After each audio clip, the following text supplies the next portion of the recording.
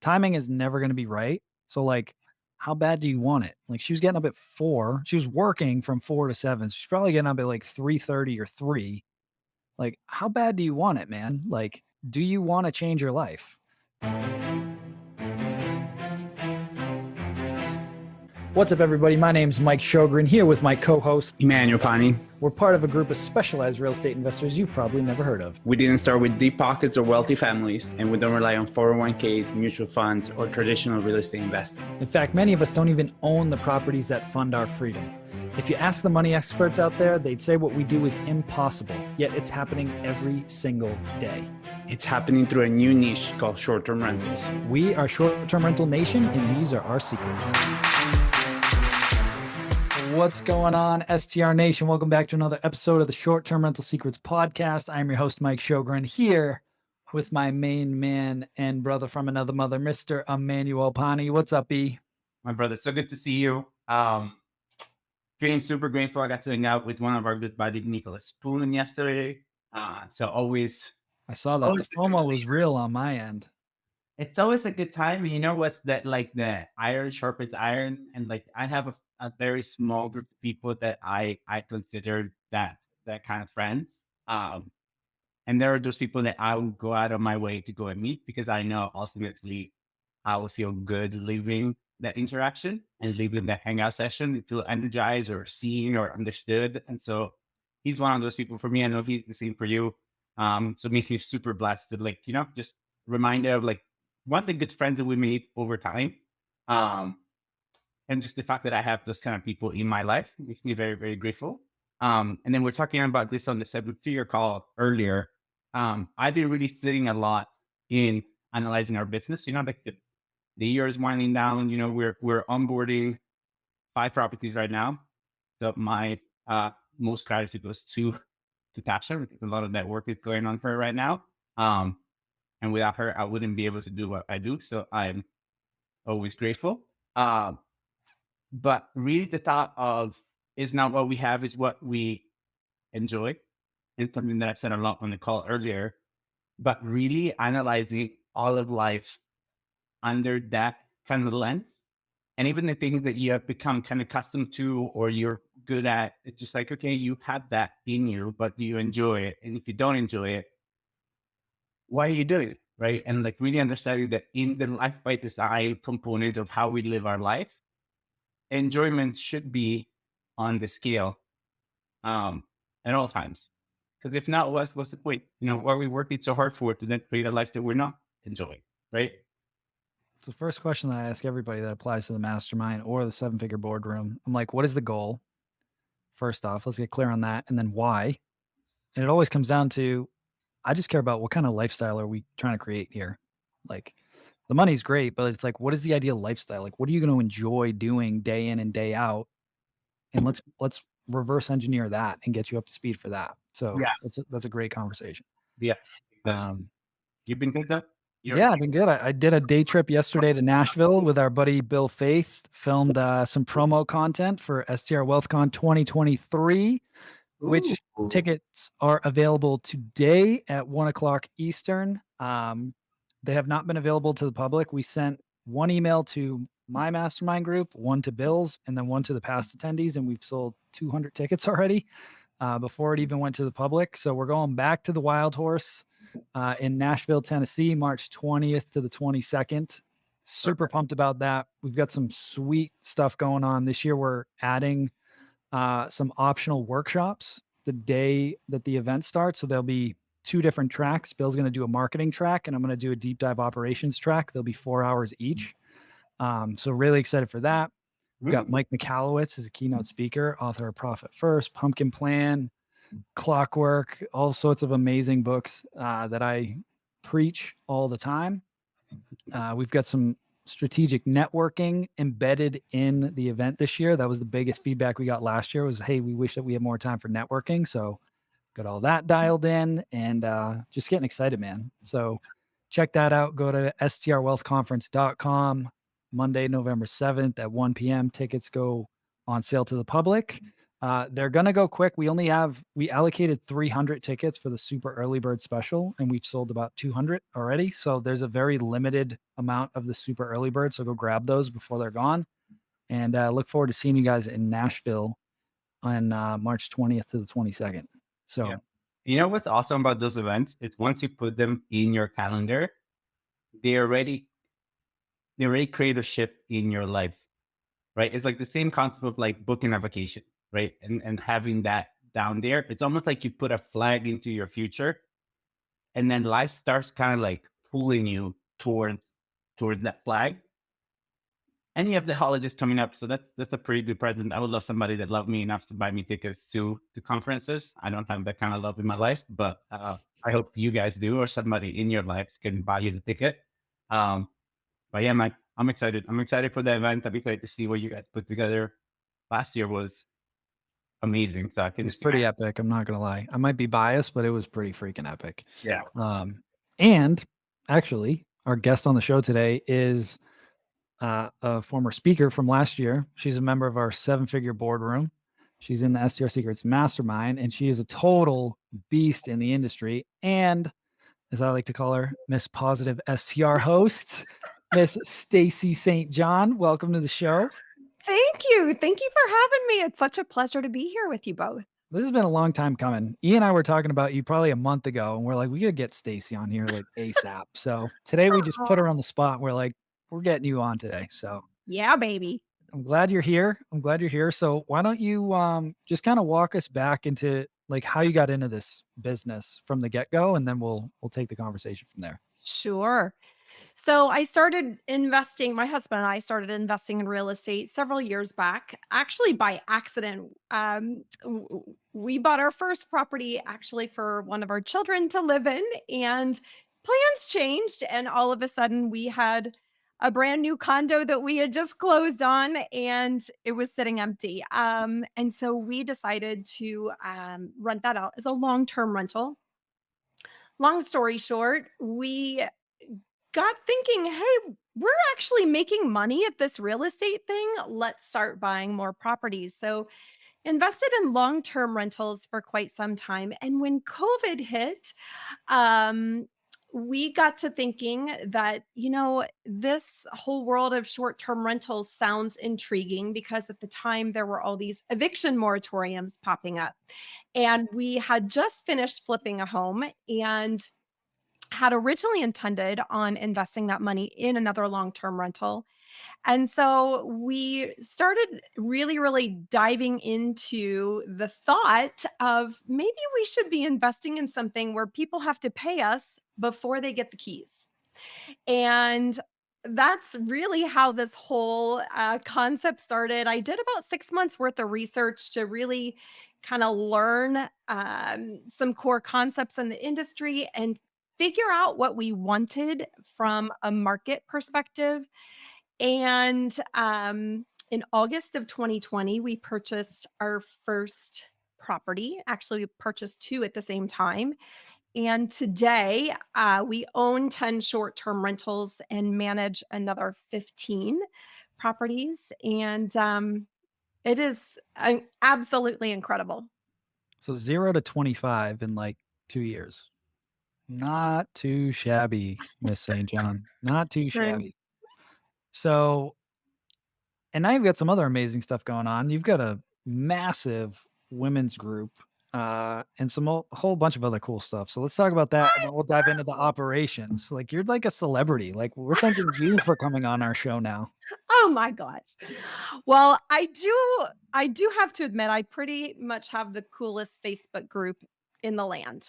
So, I have a Facebook group called Female Short-Term Rental Investors, and we've got 32,600 women from all around the world who eat, sleep, breathe, and talk short-term rentals each and every day. But beyond that, what I think is so cool, Mike and E, is that we have women in there that are truly invested in helping other women. And that is really powerful. We not only delve into, hey, I need advice. What color should I paint these cabinets? but we dive into, I'm really struggling right now. Can someone give me advice? Um, and we kind of help people on the real estate and the hosting side, but also being a supportive community to one another. And it is incredible. It really is. And from that, then we have uh, really, really expanded into kind of some offline stuff, or I should say off Facebook activities. So I started the Short Term Rental Society, and we have weekly meetups for people to talk shop, shall we say, but talk about all different aspects. So we have meetups for beach investors, or for people who want to learn how to manage on their own, or for people who want to learn digital marketing skills, or how to increase direct booking. So we have very niche focused meetups each and every week. And very, very blessed to, offer coaching and mentoring to folks. And I have a new podcast that's starting, which is so fun. So Plug the name. What's the name of this amazing podcast? OMG, it's called the STR Sisterhood, real life stories from real life women in the short term rental industry. Boom. And that is dropping tomorrow. I know. Amazing. Tuesday, November 8th, depending when you're catching this episode, Tuesday, November 8th, the STR Sisterhood. I love that name. Love Thank it. you. Love it. So, guys, make sure you check that out. Stacey's going to bring the heat and some amazing guests on that. So super excited. But let's talk about your journey. I mean, going from essentially 0 to 25 properties in 2 years, like, what did that look like for you? I mean, that's quite a ramp up. Well, funny that you say that, because I really wanted, back up outside of real estate investing. I came from a corporate background. And one of the things that I had to do was figure out how to grow my portfolio, but do it outside of working hours. And so I really focused my time and energy in areas where I felt like I could make the biggest impact. But I had to do that from about 4 o'clock in the morning till 7 o'clock in the morning. So I would get up super early each and every day and work on things that I could do today to impact my future tomorrow. So I worked on building team members, on building business systems, on refining processes, figuring out how in the heck to do all the things we do in the world of short term rentals, but then really delegate the day to day operations to other people. And so that allowed me to grow my portfolio very rapidly, but not require me to personally spend a ton of time in my business. Does that make sense? Oh, you're talking our language here. Let's Preach it to the choir, right? It's so the whole statement was beautiful. How you said it, how you came about it, and also that before, and that's a quote, right? Like what you do before work and after work, what's gonna make a difference in the long term, and just the attaching yourself to understanding that those early hours or those late hours with purpose and intention, with the right why and the right plan, go a long way. Because I mean, you're the walking example of it, right? Because 25 units in 24 months, 32,000 people in your group, this and that, plus this, plus that, plus the podcast. And guys, I've met Stacey. She doesn't have extra 24 hours in a day versus you and me. Like she's doing it with the same hours, right? So it's just like the intentions and the planning and the lack. I always feel from you a lack of excuses. Like there's this very much this way of looking at your life that has a lot of ownership of like, cool, there's a lot of work. Let's get to it. You know what I mean? And that's what I just want to call out real quick, because a lot of people are like, hey, I don't have time to do this business. And I'm like, that excuse does not fly with me, right? I was working 60 hours a week. I had a side hustle. I had a kid in the hospital. Timing is never going to be right. So like, how bad do you want it? Like she was getting up at 4. She was working from 4 to 7. So she's probably getting up at like 3:30 or 3. Like, how bad do you want it, man? Like, do you want to change your life? Right. And so I want to unpack it a little bit more. So you own tents, you were buying some and buying some. And then eventually it's like, all right, kind of tapped out financially. Then you switched over to management and you started scaling it up that way. At what point did you start to bring on your team? Because that was one key thing that you mentioned. Do you remember around how many units you started to bring on a team and what does that look like? Is it virtual? Or are they in person, local? Like, what does that look like? Yeah. So I actually have had a team from the start. It's just that the team has grown over time. So when I first had our initial two properties, I hired a property manager. I was brand new. I knew that I didn't know a whole lot and I knew that I needed help. Right. And pretty quickly, I realized that my expectations were a bit higher than what I was receiving from my property manager. And I really struggled with, can I take those properties on myself? But I decided I needed to. And it's actually Bill Faith that told me, Stacey, you just have to do it. Just get her done. You can handle it. Right. So again, I had to figure out a way that I could handle it. So I brought on a co host to help me manage the day to day with my properties. And we had a really great working relationship because she would handle all the front end guest communications. If there was ever a maintenance issue with the property, she would reach out to me. So she would handle the front end, I would handle the back end. And we really worked like that for about a year. And then we got to a point where we were getting too darn big, right? So it was a time where I really started thinking about, again, all right, how can we get, what work can we put in today to get to where we want to be in the future? So started, working with Mark to get a team of virtual assistants to help us scale without sacrificing the guest experience, right? And so I actually have a team of 3 virtual assistants. I still have that original co-host that was with me from the start, and her role is to be a leader of my virtual assistants. So we all work together.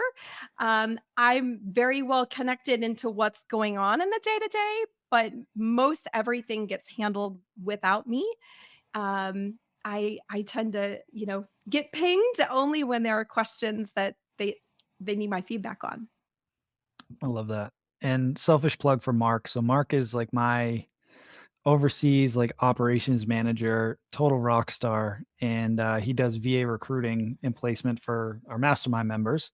So they have somewhat of an unfair advantage because he brings them rock stars, but they still have to be good leaders, right? And that's one thing that we teach a lot in the program is like it's not just becoming a good operator; it's a totally different ballgame to elevate yourself as a leader and a visionary in your business and make sure everything else is moving in the right direction without you physically doing anything, right? And that's kind of the shift that will happen over time. The other thing I just want to say is from my standpoint and watching you evolve, over the last 12 to 15 months or so, you're super coachable. Like you came in with experience, but you're very coachable. And like when E and I and some of the other coaches, when we like give our advice, you act on it almost immediately. Right. So it's like there's none of this hesitation. It's like, okay, is this in alignment with what I want to do? Does this make sense? Okay, boom, let's go execute. Right. Yeah. The case in point with the VAs, I was like, dude, you need some VAs like ASAP. And you're like, okay, done. Like you go get some. Right.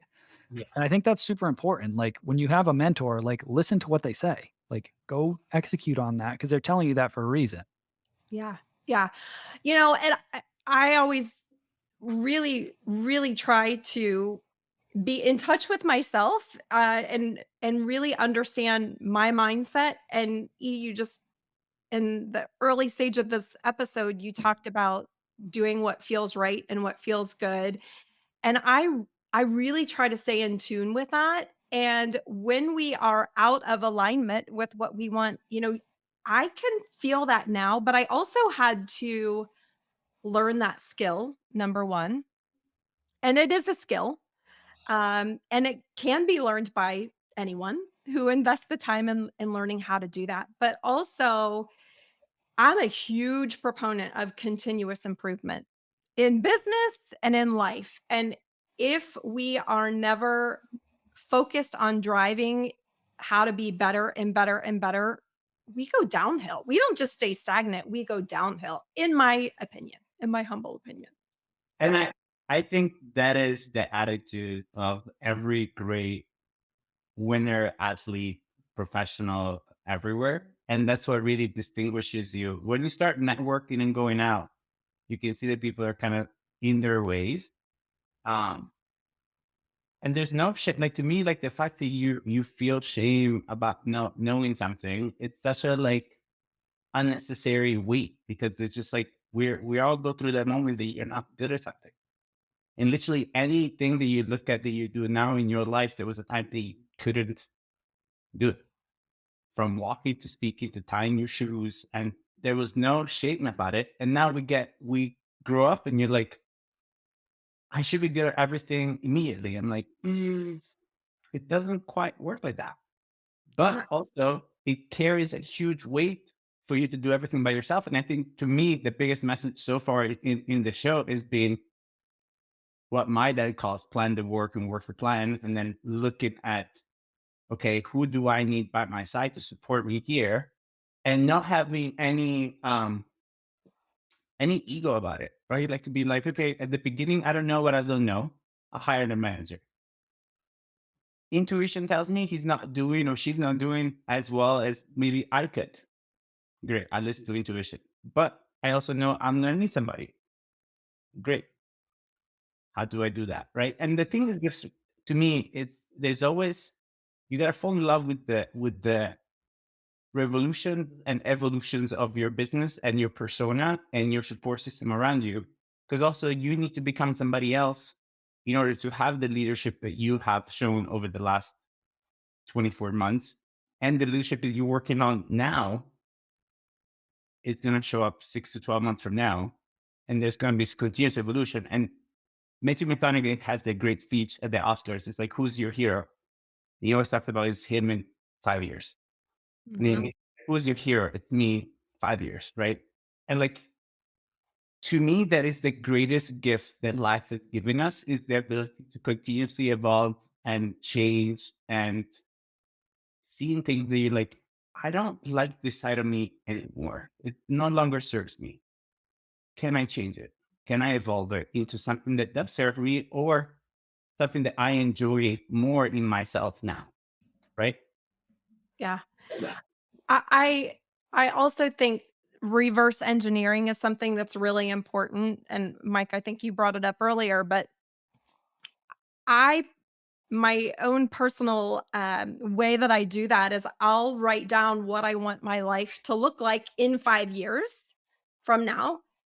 And then I think about, all right, well, what do I need to accomplish 3 years from now in order to be on track for that 5 year plan? And then I back it up. All right, what do I need to accomplish in the next 12 months in order to be on track for the 3 year and the 5 year? And then break it down into quarterly goals. What do I need in the next 3, 6, 9 months in order, again, to hit that 1 year, that 1 year mark?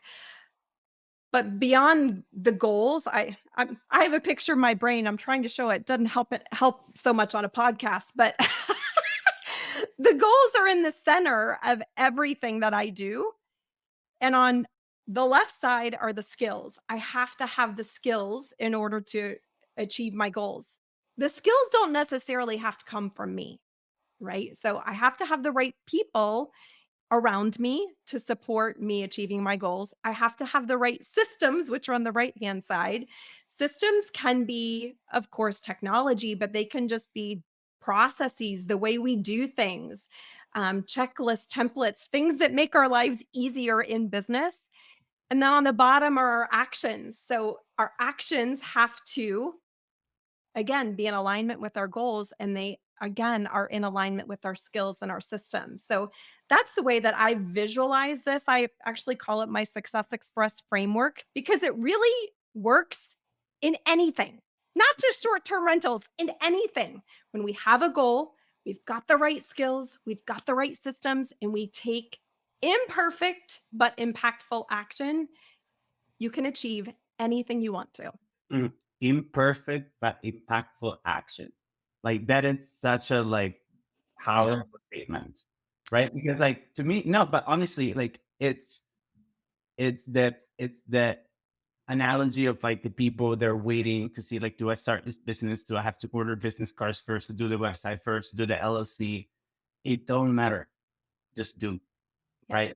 Progress, adjust, and change, and keep doing. And the beautiful thing with what you thought, you just go back and restart the show and re-listen to it.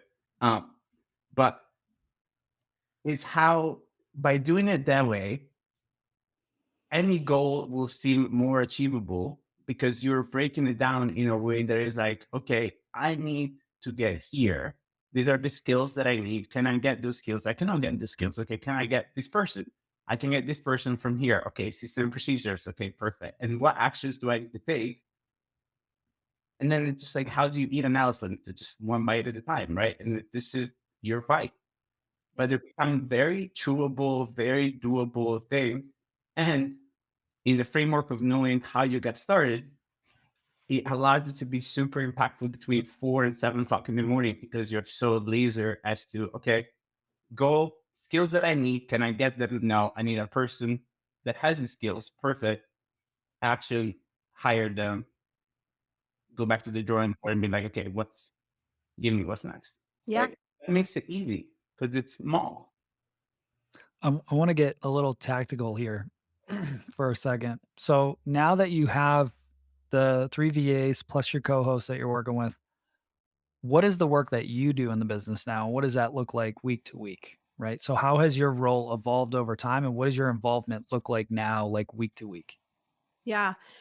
So what I consider CEO type duties, that's how I spend my time. So I consider my role is to help remove roadblocks. I do still have a personal tie to the financial aspect of things. So I do manage the money with the help of bookkeepers and accountants. But then I'm thinking about the future of the business and how can I evolve that. And again, I don't really spend a ton of time in the day to day, but instead really try to get that. I would say the highest and best use of the time that I do spend in being strategic and let other people handle the tactical side of things. So is that are you running team meetings or anything? Is there anything, I guess, technical that you kind of have to repeat every single week, or what does that look like for you? Well, I have what I call Finance Fridays. And so I work on Friday afternoons and work on the finances and the money side of things. I have my team all communicating on WhatsApp. And so I do monitor WhatsApp. And when I see myself tagged in a WhatsApp message, then I'll respond to that. We do have weekly team meetings. My right-hand person, Jessie, leads those team meetings. And then she and I connect on any action items that need to be tackled or any roadblocks that, the VA team is feeling like they're experiencing. And I usually join those meetings about once a month. Funny enough, I kind of discovered that they probably have more productive meetings without me. So I try to stay out of their way. I love that.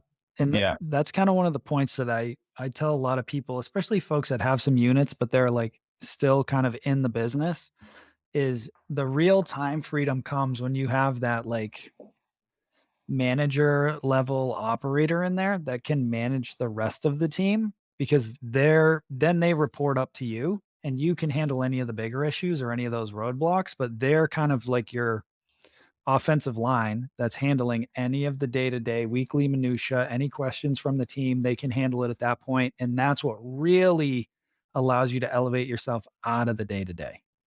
Because people call BS on me all the time on IG or whatever of like how many hours a week I'm working. And I'm like, it's because we built this system and this infrastructure that we have those people in place that are running the day to day. Yeah. Like if you think of any huge corporation, you think Bezos is like answering questions on how to fulfill these orders or what shipment they need to do? Well, like, of course not. You know what I mean? Because he's built that infrastructure.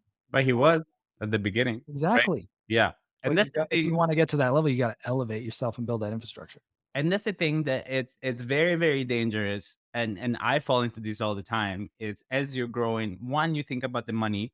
So you think about the money of hiring somebody versus the opportunity that they'll bring you by being in your life and taking stuff off your plate. And then two, when the push comes to shove and you don't have the system, shit falls back on you. And if you're somebody like me, I enjoy when the shit falls back on me because I get busy, and busy E likes being busy. But then high level E then has to catch him and be like, okay, baby, you had fun changing a couple locks. Can we go back to doing things that are in the highest and best use? But also reframing it into like, what is your highest and best use for the family, for the team, for the ecosystem of our company? Is it me changing locks? It is not, right? I am so much more valuable to my people, finding properties, finding deals, managing to onboard new clients, and dropping things into our pipeline. That is my highest and best use, not because I like it, because that's what I'm good at. And it's my duty as one of the leaders of our company, in my case, to remind myself that. Even when that doesn't necessarily feel as good as just jamming out with my reggae music while changing a lock like I used to do 12 years ago, right? Because I'm not like, yeah, it's fun, but it's not it. I also think it's important that I tend to know my strengths. So outside of my short-term rental life and my You had a life before this? I Stacey? know, Come on. unbelievable. No. Don't So tell. I sing. Okay. So I sing competitively. I sing in an a cappella quartet, and I've done it for years. I've grown up around it. But Mike, you talk about me being coachable. I have had a coach my whole life in singing. Okay. So you just don't make excuses. Um, but there was a vocal coach that said to me many, many years ago, you have got to know your strengths and weaknesses, and you exploit your strengths and you work to hide your weaknesses, not hide in a bad way, but you hide your weaknesses by surrounding yourself with people, right, who have the skills that you don't have. But I think it is important for people to get in touch with what is the highest and best use of their times. What are they good at? What do they love doing? And get rid of the things that may not be, again, either the highest and best use of their time or they're not good at. Putting the right people in the right seats on the bus is a huge piece of this game as you continue to scale. Leveraging personality assessments, different things, and just asking good questions during the interview process to see like, yeah, people want to make the money and work for you and stuff. But if it's not the right fit based on what their natural tendencies are, they're not going to stay or they're not going to get the job done over time. They might do okay at the beginning, but then over time, the performance is going to go down because the money wears off after a while. So it's like getting the right people that are good at what they do, that like doing what they do. That's the formula. And then just creating the culture. When you can create a good culture, in my opinion, it's the most powerful thing you can do in your business because that stops you from having to babysit and it empowers your team and they want to do the right things without you having to tell them to do the right things. And they'll make you not like, you can pay people less and provide them a good work environment and they'll be happier.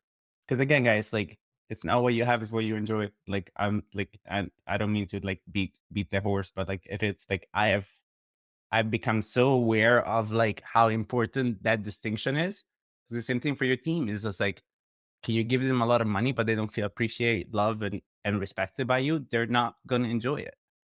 And then that's going to have repercussions on, especially in our industry, like in our business, everything. if the person that answers the guest is not happy and satisfied, people are going to feel it. If the girl that is cleaning, she's not happy and satisfied, the guest will feel it. It's going to feel clean, but not clean, right? Like there's the difference in that component. And again, like if you are somebody that takes a stand for the happiness of your people, that it already puts you in such a small group of leaders in the world, and it's what's going to make a difference in your life. Because that's a big thing that Mike does. I know Stacey does as well, and I do too. Is just like with our team, like with Mark started as a VA, and now Mark, like my VA comes from Mark too, and she's unbelievable, right? So we want to support our ecosystems because we want our people to do well and be happy, 100%. So before we get into our last question, this convo could go for days. I love talking to Stacey. This could go, but I want to be respectful of her time. So real quick, before we get into the last question, first, I just want to thank you and acknowledge you for coming on here and just say, how freaking proud I am of like seeing your crazy growth trajectory and just all the cool things that you're starting to do now and how many people that you're helping now through this coaching and this podcast and the Facebook group and everything. It's freaking awesome. So I want to plug that one more time. What's the Facebook group and what's the podcast that's launching tomorrow? Facebook group is called Female Short-Term Rental Investors, and the podcast is called the STR Sisterhood. Boom. So Miss St. John, what would you say is your number one secret to success with short-term rental?